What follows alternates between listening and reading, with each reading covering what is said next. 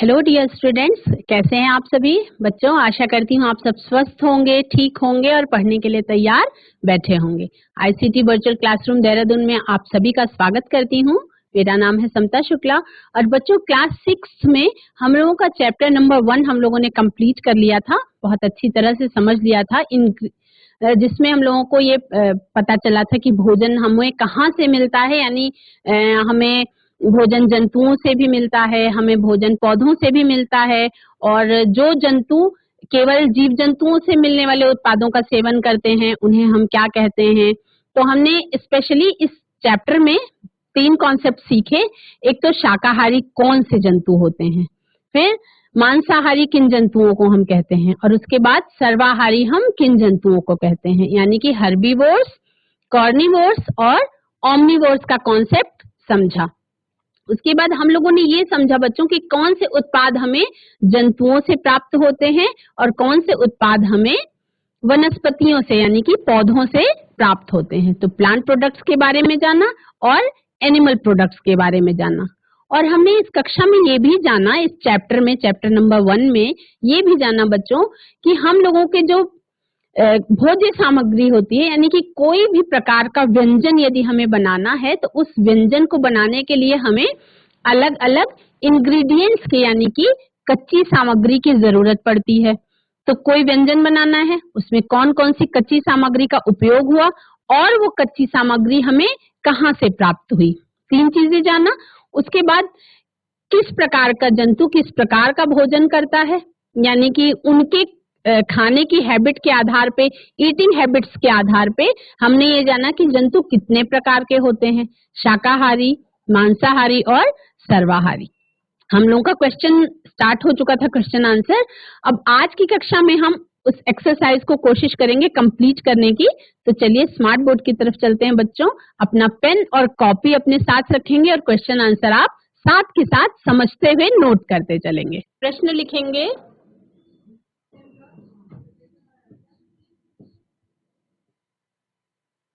प्रश्न लिखेंगे कि मांस प्रदान करने वाले 4 जंतुओं के नाम लिखिए। 4 जंतुओं के नाम लिखिए।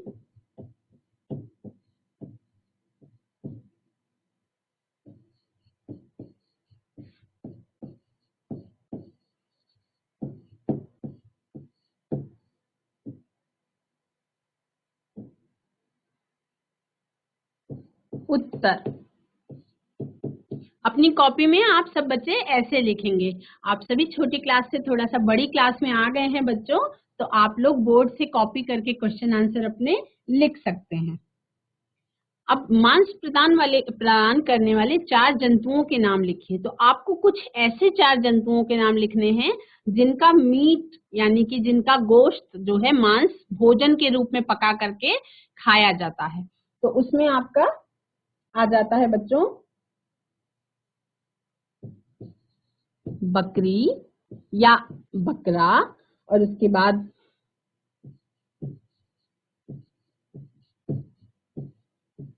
या पिग, और उसके बाद मुर्गी या मुर्गा, और उसके बाद आपका भेड़ या शीप। तो अब इसमें बच्चों इस वाले मांस को हम क्या कहते हैं, इसको हम कहते हैं पोर्क। इसको हम कहते हैं मीट। इसको हम कहते हैं चिकन। ठीक है, यानी इन जो गोश्त होते हैं इनके अलग अलग नाम होते हैं बच्चों। तो ये आप क्वेश्चन आंसर नोट करेंगे।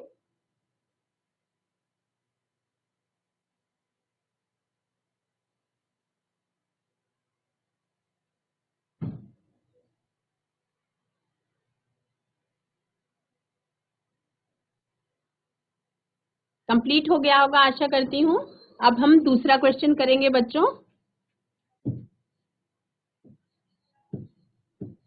प्रश्न, सर्वाहारी जंतु किसे कहते हैं? सर्वाहारी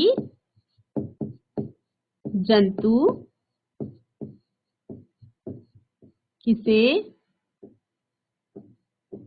कहते हैं? Question mark. फिर आपका उत्तर आएगा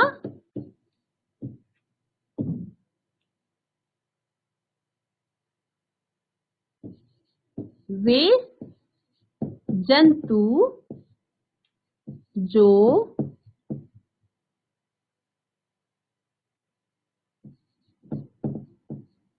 पौधों और जंतुओं को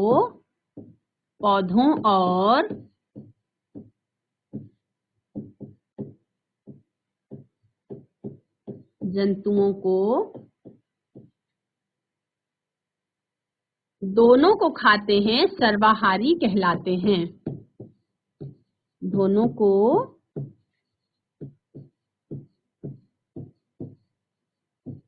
खाते हैं सर्वाहारी कहलाते हैं।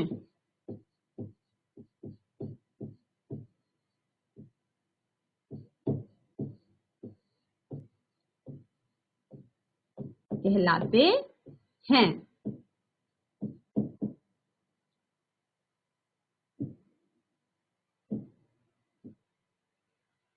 यानी कि सर्वाहारी को हम क्या कहते हैं बच्चों? ओमनिवोर्स कहते हैं। Those animals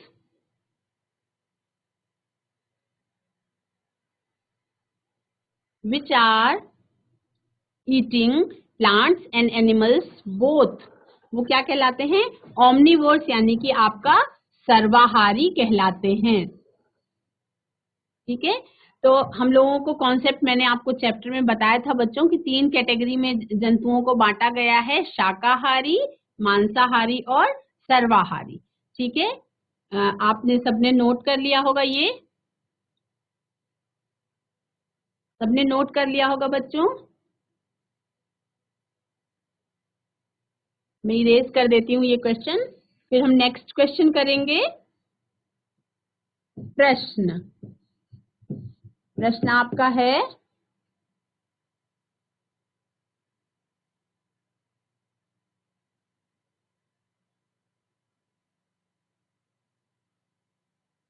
किसी ऐसे भोजन का नाम लिखिए, भोजन का नाम लिखिए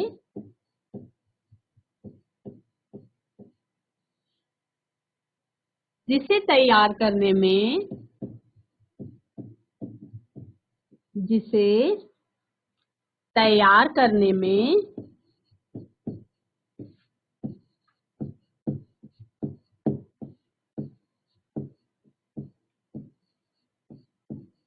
2 संघटकों की आवश्यकता होती है। 2 संघटकों की आवश्यकता होती है।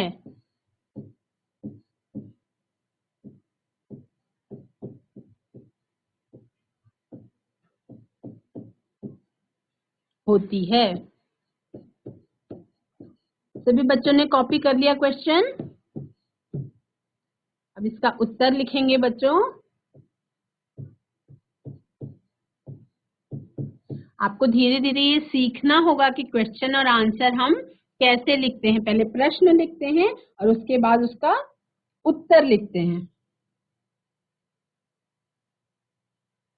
तो 2 संघटक यानी कि कोई भी ऐसा व्यंजन का नाम आपको यहाँ पे लिखना है जिसको तैयार करने में केवल 2 इंग्रेडिएंट्स की आवश्यकता हो, यानी कि वो भोजन पक के आपके खाने के लिए तैयार हो जाए और उसको तैयार करने में केवल 2 इंग्रेडिएंट्स की यानी कि 2 संघटकों की जरूरत हो, उसका नाम लिखना है। तो सोचते हैं, सोचिए इसका क्या है। लिख सकते हैं आप चावल, यानी कि जिसे हम क्या कहते हैं बच्चों? पका हुआ भात या बॉइल्ड राइस। बॉइल्ड राइस इसको तैयार करने में आपको केवल और केवल किसकी आवश्यकता होती है? 2 इंग्रेडिएंट्स की आवश्यकता होती है। तो लिख सकते हैं, इसे तैयार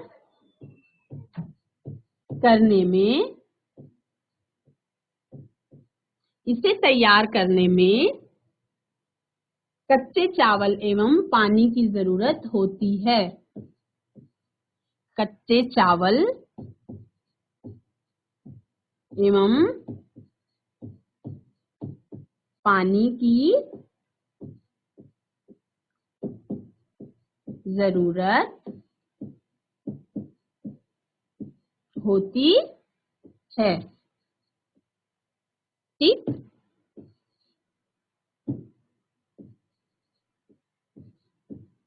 होती है। आप सभी को पता है कि जो बॉइल्ड राइस आप खाने में दाल चावल जो खाया जाता है, तो वो जो चावल होता है उसको तैयार करने में बच्चों केवल आपका कच्चे चावल की और पानी की जरूरत होती है। तो चावल को क्या करते हैं, साफ पानी से उसको 1 बार 2 बार धुल लेते हैं। गंदगी निकल जाने के बाद उसको आप किसी पात्र में, किसी बर्तन में, जैसे कि आपका भगोना हो गया, पुराने जमाने में होता था, कुछ लोग मिट्टी के बर्तन का भी इस्तेमाल करते हैं गांवों में, या आजकल कुकर आ गए हैं। तो कुकर में आप चावल डालते हैं और उसकी मात्रा के हिसाब से उसमें पानी थोड़ा सा डाला जाता है और सीटी लगा देते हैं, तो चावल यानी बॉइल्ड राइस आपका खाने के लिए तैयार हो जाता है। इसमें केवल 2 संघटकों की आवश्यकता होती है। अब किसी ऐसे व्यंजन का नाम लिखें, सभी बच्चों ने नोट कर लिया होगा आशा करती हूँ।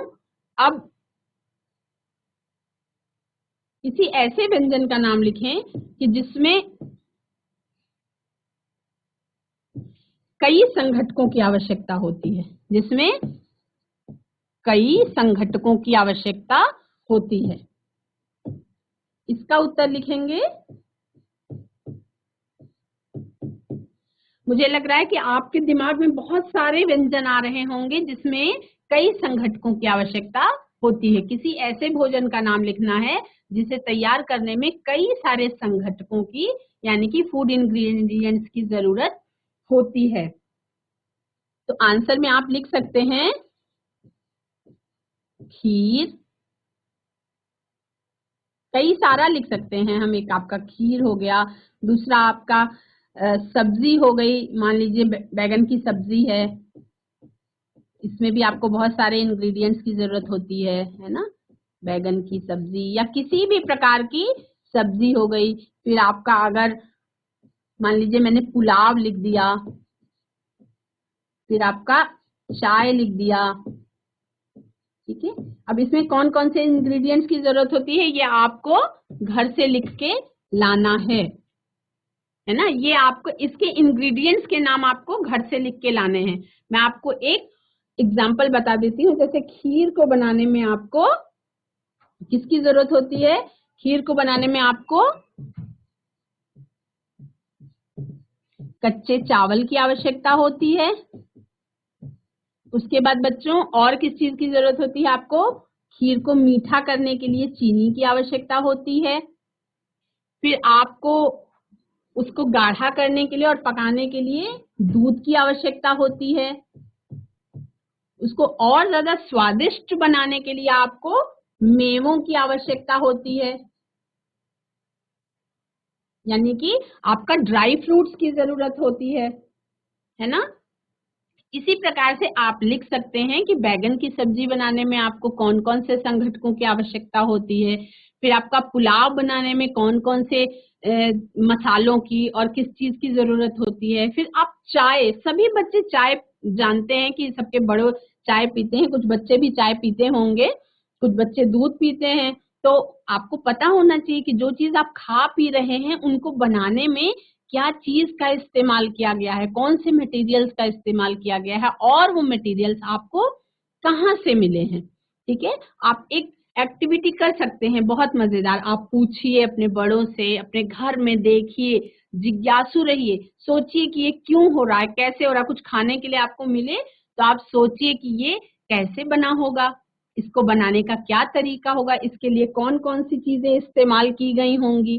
है ना, किस तरीके से इसको पकाया गया होगा। पर किचन में कुछ बनाने की कोशिश नहीं करनी है आपको, केवल जानना है अभी कि कौन सी चीज कैसे बनती है। ठीक है, आशा करती हूँ ये क्वेश्चन आपने नोट कर लिया होगा बच्चों। अब हम करते हैं नेक्स्ट क्वेश्चन।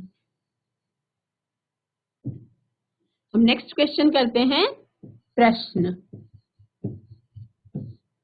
मुझे लगता है ये आपको बहुत मजेदार एक्टिविटी होगी। आपको जो भी खाने को मिले आप उसके बारे में पूछिए कि कौन सी चीज कैसे बनती है, उसमें कौन कौन से मटेरियल्स का आपका यूज किया गया है। फिर आपको सत्य और असत्य कथन छांटने हैं। सत्य व असत्य कथन छांटिए। ठीक, तो सेंटेंस आपका है,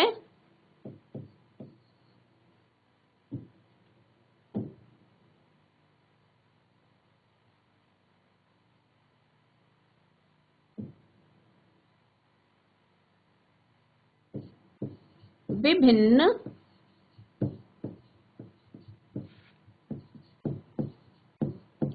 प्रदेशों में खाए जाने वाले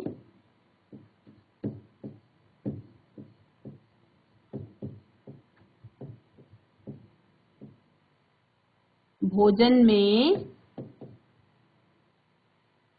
बहुत अधिक विविधता है। पहले सेंटेंसेस नोट करेंगे हम, उसके बाद उसके बारे में समझेंगे और उसके बाद फिर निशान लगाएंगे कि ये सही है या गलत है। भोजन में बहुत विविधता है।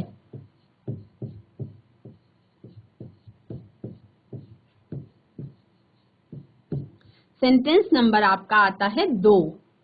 Sentence number 2।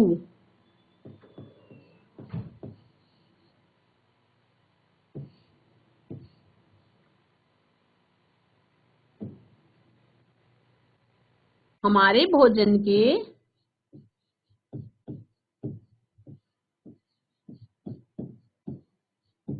सब बच्चे मेरे साथ साथ बोर्ड से कॉपी करते चलेंगे आराम आराम से। हमारे भोजन में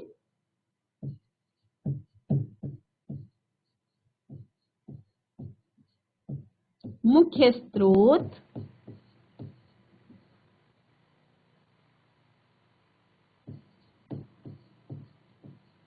पौधे तथा जंतु हैं। Full stop.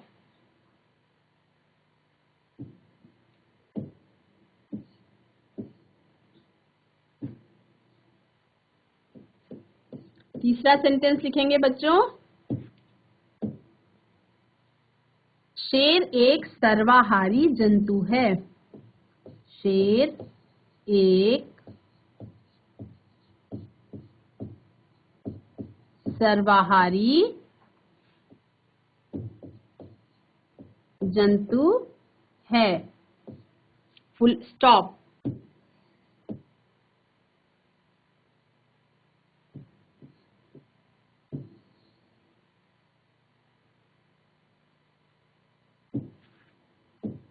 सेंटेंस नंबर 4 है आपका,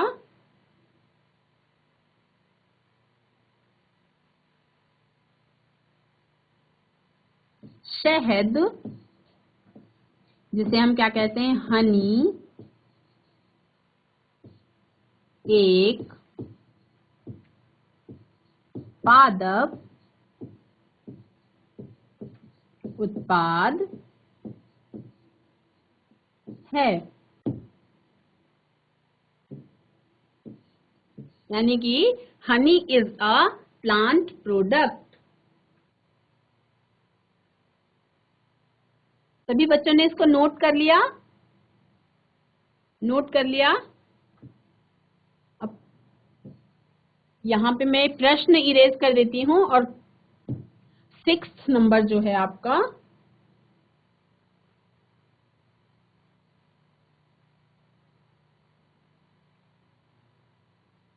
इतना इतना पहले लिख लेंगे, उसके बाद 2 सेंटेंसेस में बाद में करवाऊंगी। विभिन्न, अब देखिए इसको लिखेंगे कैसे, विभिन्न प्रदेशों में खाए जाने वाले भोजन में बहुत विविधता है। पहले सोचेंगे कि क्या ये सेंटेंस आपका सही है यानी ट्रू है या गलत है यानी कि फॉल्स है। तो आप सबको पता है कि हम लोग जो अलग अलग प्रदेशों में जो सारे लोग रहते हैं वो कैसा है, आप सभी को पता है कि अलग अलग तरीके का भोजन खाया जाता है। जैसे आप सभी को पता है बच्चों कि पहाड़ों में क्योंकि ठंड ज्यादा होती है तो वहां पे जो जिनका नेचर गर्म होता है, जिनकी तासीर गर्म होती है, कहते हैं उस तरीके का भोजन ज्यादा खाया जाता है। पहाड़ों में मड़ुए की रोटी खाई जाती है, झिंगोरे का भात खाया जाता है, झिंगोरे की खीर बनती है, या फिर आप आ जाए मध्य भारत में तो वहां पे लोग रोटी दाल ये सब बहुत खाते हैं। फिर दक्षिण भारत के लोग क्या करते हैं, चावल से बने हुए उत्पाद है जैसे डोसा है, इडली है, सांभर है, ये सब बहुत खाते हैं, मसालेदार सब्जियां खाते हैं। तो आपको क्या समझ में आ गया कि विभिन्न प्रदेशों में खाए जाने वाले भोजन में बहुत विविधता है। ठीक है, तो यानी कि ये आपका सेंटेंस कैसा है बच्चों, ये आपका सेंटेंस है सत्य यानी कि ट्रू। सत्य है यानी कि ट्रू, इसको आप ऐसे सही का निशान भी लगा सकते हैं।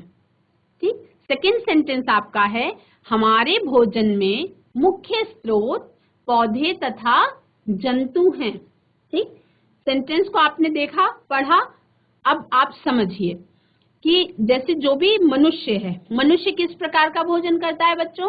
कुछ लोग कैसे होते हैं, वेजिटेरियन होते हैं। ठीक, कुछ लोग कैसे होते हैं, नॉन वेजिटेरियन होते हैं। कुछ लोग कैसे होते हैं, एगिटेरियन होते हैं। यानी कि जो मनुष्य है वो सर्वाहारी जंतु है। सर्वाहारी का मतलब ओमनिवोरस है, मतलब वो रोटी भी खाता है, दाल भी खाता है, चिकन करी भी खाता है, मीट भी खाता है, एग भी खाते हैं। तो इसका मतलब क्या है कि वो हमारे भोजन में मुख्य स्रोत पौधे तथा जंतु हैं। इसका मतलब कि ये सेंटेंस आपका एकदम क्या है, सत्य, जिसको कहते हैं करेक्ट, ट्रू। थर्ड नंबर है आपका कि शेर एक सर्वाहारी जंतु है। सही है या गलत? शेर कैसा है, एक सर्वाहारी जंतु नहीं है, क्योंकि शेर क्या है बच्चों, पौधों से मिला हुआ कोई भी उत्पाद या पेड़ पौधे वो नहीं खाता। वो क्या खाता है, दूसरे जानवरों का शिकार करके उस जंतु के मांस को वो खाता है। तो इसलिए शेर एक सर्वाहारी जंतु है। ये सेंटेंस अगर है तो आपका यहाँ पे लिखना होगा आपको असत्य यानी कि फॉल्स। और सत्य लाइन यहाँ पे क्या होगी बच्चों कि शेर एक मांसाहारी जंतु है। अगर ऐसा लिखा होता तो ये आपका यहाँ पे ट्रू हो जाता। उसके बाद लिखा है आपका हनी एक पादप उत्पाद है। ठीक, अब सभी बच्चे जानते हैं कि जो शहद होता है बच्चों, ये आपको कहाँ से मिलता है। शहद जो मधुमक्खियां होती हैं यानी कि हनी बीज जो होती हैं, जो मधुमक्खियां होती हैं, ये फूलों के रस को इकट्ठा कर लेती हैं और इकट्ठा करके फिर जो मधुमक्खी का छत्ता होता है उसमें उसको एकत्रित करती रहती हैं पूरे टाइम, और उसके बाद वो शहद में बदल जाता है। लेकिन क्या शहद में बदल जाता है, वही वो जो फूलों का रस ग्रहण करती हैं, जो फूलों का रस इकट्ठा करती हैं, और उसे हम क्या कहते हैं बच्चों, फूलों का रस जो मधुमक्खियां इकट्ठा करती हैं उसे हम कहते हैं मकरंद यानी कि नेक्टर। फूलों का रस जो कौन इकट्ठा करती हैं, मधुमक्खियां। मधुमक्खी जो फूलों का रस ग्रहण इकट्ठा करती है उसे हम क्या कहते हैं बच्चों, उसे हम कहते हैं मकरंद। मकरंद यानी कि नेक्टर। तो यानी कि जो आपका शहद बन रहा है वो कैसे बन रहा है, नेक्टर से ही शहद बनता है। तो शहद कैसा हुआ, फूलों का रस से बन रहा है, इसलिए ये क्या है, एक पादप उत्पाद है। समझ में आ रहा है आपको। शहद बच्चों मधुमक्खी बनाती है, लेकिन मधुमक्खी किस चीज का यूज करके शहद बनाती है, वो होता है आपका फूलों का रस। तो फूलों का रस क्या है, पौधों से मिल रहा है, तो इसका मतलब कि शहद एक पादप उत्पाद है। ये वाली लाइन एकदम सत्य है, इसे हम कहेंगे ट्रू या करेक्ट। समझ में आ रहा है आपको? आप सब बच्चों ने नोट कर लिया? उसके बाद 2 और लिखना है।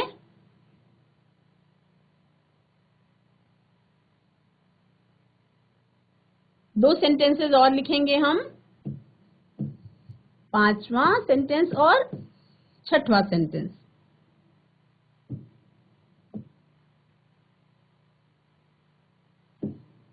सभी जंतुओं को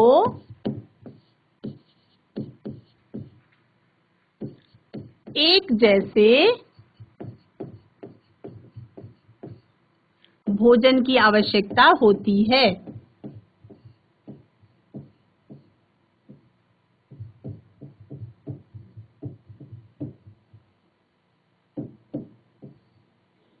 सभी जंतुओं को एक जैसे भोजन की आवश्यकता होती है। फुल स्टॉप, यानी कि पूर्ण विराम।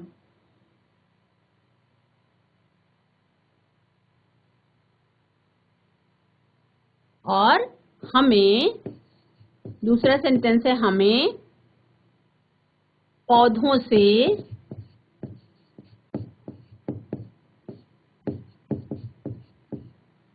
जंतुओं की अपेक्षा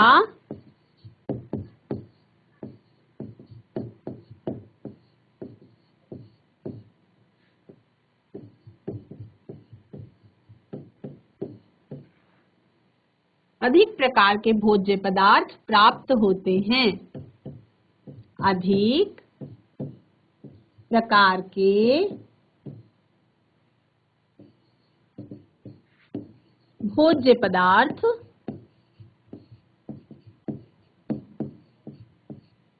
प्राप्त होते हैं।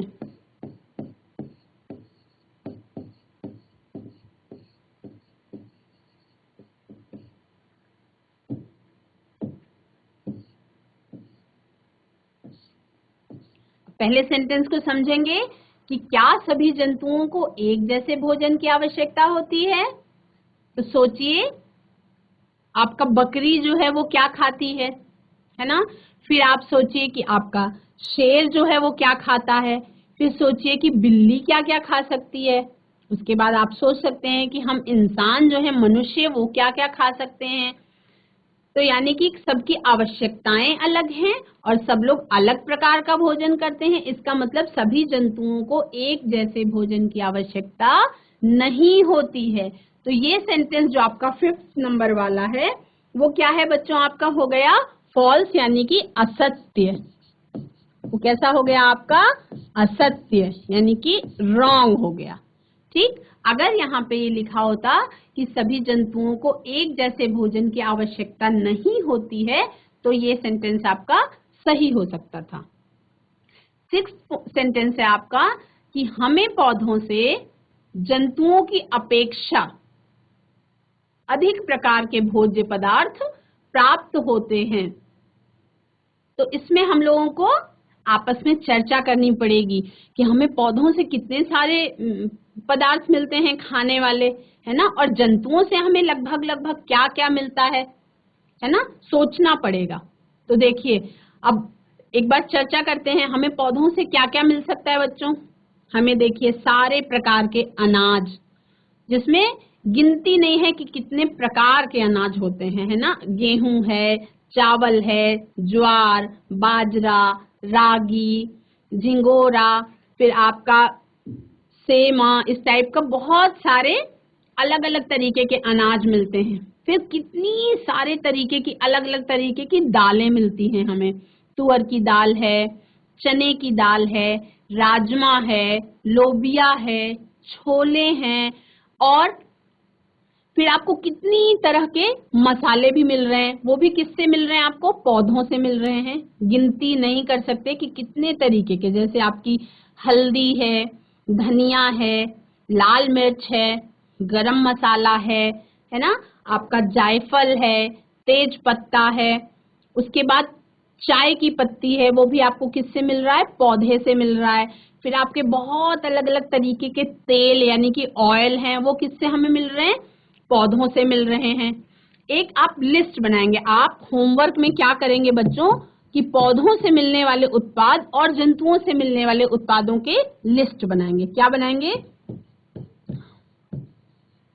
प्लांट प्रोडक्ट्स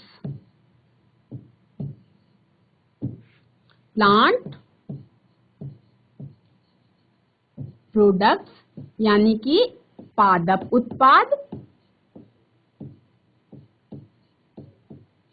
और जंतु उत्पाद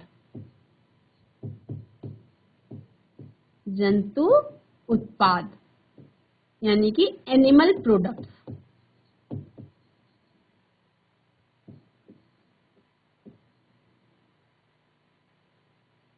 इन दोनों की क्या बनाएंगे बच्चों? एक लिस्ट बनाएंगे। अपने बड़ों से बातचीत करेंगे, अपने भाई बहनों से बातचीत करेंगे और देखेंगे कि आपको पौधे से कौन कौन सी चीजें मिलती हैं और जंतुओं से कौन कौन सी चीजें मिलती हैं।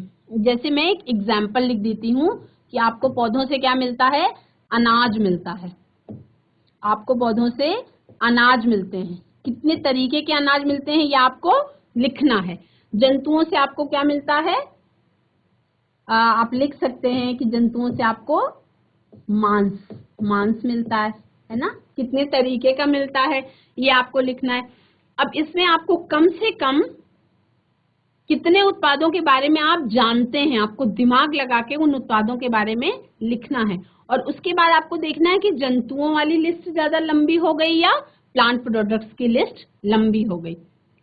अब उसके बाद जब आप ये होमवर्क करेंगे तभी आप ये वाला क्वेश्चन कर पाएंगे। ठीक, ये वाला क्वेश्चन मैं आपको कल के होमवर्क के लिए छोड़ती हूँ कि इस वाले सेंटेंस में सत्य है या असत्य है। ये आप घर से देखिए, दिमाग चलाइए, अपने बड़ों से बातचीत करिए, अपने दादा दादी से बातचीत करिए, अपने मम्मी पापा से बातचीत करिए, भाई बहनों से डिस्कस करिए, चर्चा करिए कि प्लांट प्रोडक्ट्स आपके पास ज्यादा हैं या एनिमल प्रोडक्ट्स। उसके बाद आप इस पे सत्य है या असत्य है इसका निशान लगाएंगे। तो ये आज का आपका हो गया होमवर्क। और इसके बाद हम नेक्स्ट क्वेश्चन करेंगे बच्चों। ये आपका मैं होमवर्क के लिए छोड़ती हूँ। कल देखते हैं कि कितने बच्चे प्लांट प्रोडक्ट्स और जंतु प्रोडक्ट्स की लिस्ट बनाते हैं, कौन सी लिस्ट ज्यादा बड़ी होती है। और उसके बाद आपस में सारे बच्चे भी डिस्कस करेंगे कि किसकी लिस्ट कितनी लंबी है।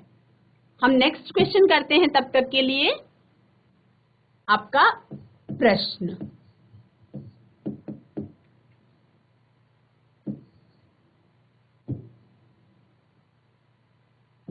क्या प्रश्न है?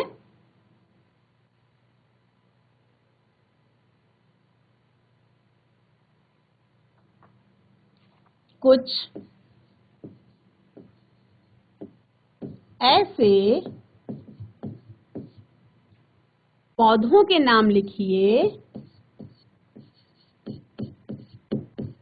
पौधों के नाम लिखिए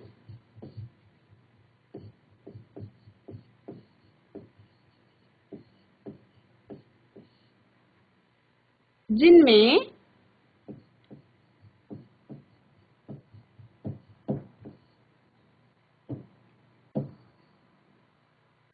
बोर्ड से सभी बच्चे उतारते जाएंगे, जिनमें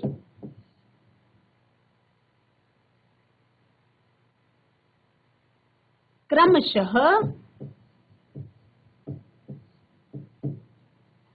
जड़ें, तना, पत्तियां,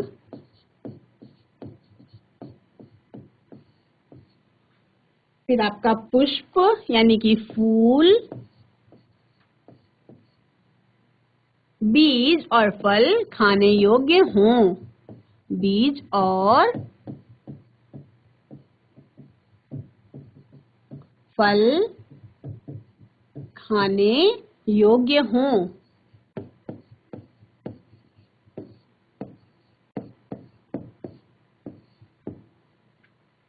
ठीक है, इसका हम लिखेंगे बच्चों उत्तर।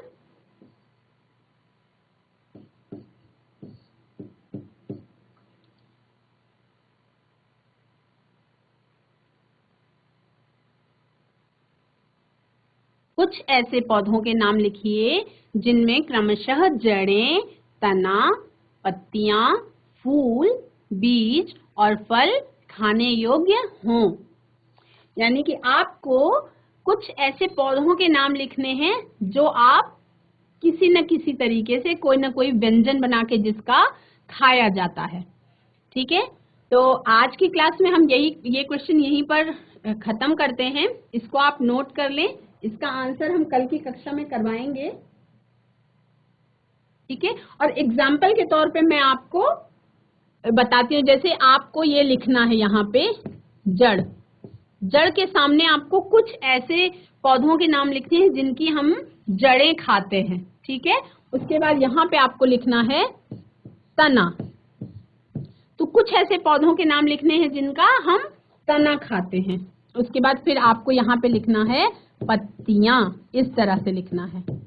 तो अब यहाँ पे कुछ ऐसे पौधों के नाम लिखने हैं जिनकी पत्तियों को हम खाते हैं किसी भी रूप में। ठीक है, इस पर हम कल चर्चा करेंगे। आज मैं आपको बताती हूँ कि किस तरह से लिखना है। देखती हूँ कि कौन सा बच्चा कितने पौधों के नाम लिख के ला पाता है। उसके बाद फिर हमें यहाँ पे लिख लेना है बीज, और उसके बाद हमें लिखना है बच्चों फल। ठीक, इसमें आप देखते हैं कि कितना कर पाते हैं। बच्चों, आज की क्लास में हम लोगों ने बहुत अलग अलग तरीके के बहुत सारे व्यंजन के बारे में बात करी। कौन सा व्यंजन के लिए किस प्रकार के खाद्य सामग्री की जरूरत होती है, कौन से कच्ची सामग्री की जरूरत होती है जिससे हम अलग अलग तरीके के व्यंजन बना सकते हैं। मैंने आपको कुछ होमवर्क भी दिया है जिसमें आपको लिस्ट बनानी है कि पौधों से हमें कौन कौन से प्रोडक्ट्स मिलते हैं और जंतुओं से हमें कितने प्रकार के प्रोडक्ट्स मिलते हैं जिन्हें हम खाते हैं, है ना। ये लिस्ट बनानी है, आपको घर में अपने चर्चा करिएगा कि लिस्ट में आपको पौधों से क्या क्या मिलता है, जंतुओं से क्या क्या मिलता है। देखते हैं कि कौन सी लिस्ट बड़ी होती है, यानी कि पौधे जीत जाते हैं या जंतु जीत जाते हैं, ये हमें देखना है। नेक्स्ट आपका क्वेश्चन मैंने आपको दिया है होमवर्क के लिए कि जड़, तना, पत्तियां, फल, फूल, बीज। तो आपको ये लिखना है कि पौधे का कौन सा भाग, मतलब जड़ है तो किस किस पौधे की जड़ों को हम खाते हैं, ये लिखना है। किस किस पौधे की पत्तियों को हम खाते हैं, ये लिखना है। किस किस पौधे के फूलों को हम खा सकते हैं, ये लिखना है। किस किस पौधों के फल को हम खाते हैं, ये लिखना है। और कौन कौन सा पौधा ऐसा होता है जिसके ये सारे भाग खा सकते हैं हम। तो आज की क्लास में हम लोगों ने बहुत सारे क्वेश्चन आंसर किए। आशा करती हूँ आपको समझ में आ रहा होगा। चीजें आपकी कंप्लीट करवा रही हूँ मैं धीरे धीरे, और कुछ आपका ट्रू फॉल्स मैंने करवाया है, यानी कि सत्य और असत्य कथन छांटिए, ये वाला क्वेश्चन करवा दिया है। कल की कक्षा में कुछ और एक्सरसाइज के क्वेश्चन आंसर हम करेंगे, और आज ये होमवर्क मैं आशा करती हूँ आप सभी करके लाएंगे और घर में चर्चा करेंगे, तो आपको ये होमवर्क करने में मजा भी आने वाला है। ठीक है, अपने बड़ों से बातचीत करिएगा और देखिएगा कि ये क्वेश्चन आप कर पाते हैं कि नहीं। और कल की क्लास में मैं इसको आपको अच्छी तरह से करवा भी दूंगी। जो बच्चे करके लाएंगे उनको बहुत बहुत शाबाशी, और जो नहीं कर पाएंगे वो मेरे बोर्ड से आराम से उतार लेंगे अपनी कॉपी में। ठीक है, तो आज की क्लास में बच्चों इतना ही। आप सभी स्वस्थ रहें, खुश रहें और पढ़ाई अच्छी तरह से करते रहें। आपका दिन शुभ हो।